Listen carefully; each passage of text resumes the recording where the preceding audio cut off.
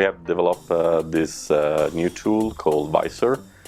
It's based on the ViSOAR technology for accessing and processing very large imaging data.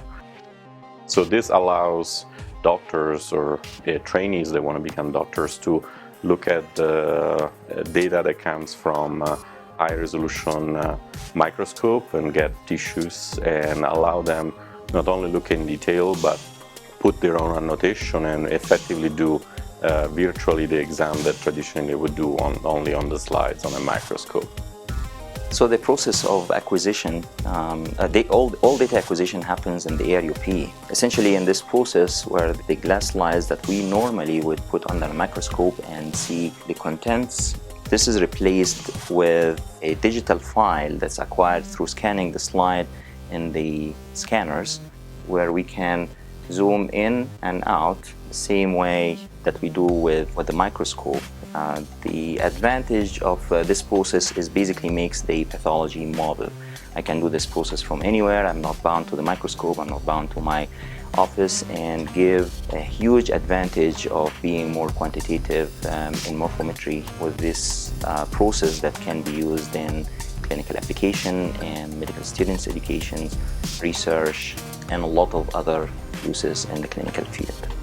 The data acquired from these scanned slides can vary from half a gig to more than 1 gig per slide. Thus, the need for a tool that can navigate through the slides and manipulate the slide is essential. So ViSOAR is built on top of ViSOAR technology, which is a way of storing these very large 2D and 3D data sets in a way that you can stream the data across a network or read it from a disk very, very efficiently. The technology allows us to be able to install our viewer and our ability to process data on a variety of devices, say from an iPad to sort of very large display wall. In teaching applications, it's critical to be able to have these sort of ability to look at large imagery in sort of a variety of settings.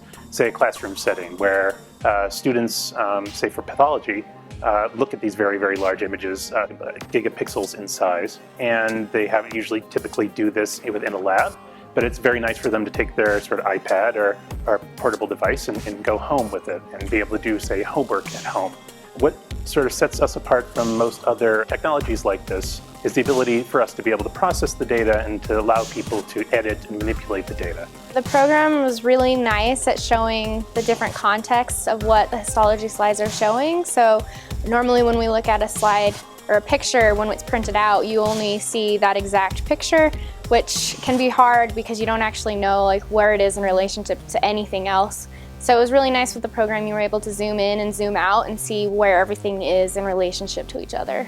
I'll tell you, I was resistant to using any computer tools at first because I'm a biologist and we like to use microscopes, but it's become impractical to try and use microscopes for all of our teaching, especially as the class size expands.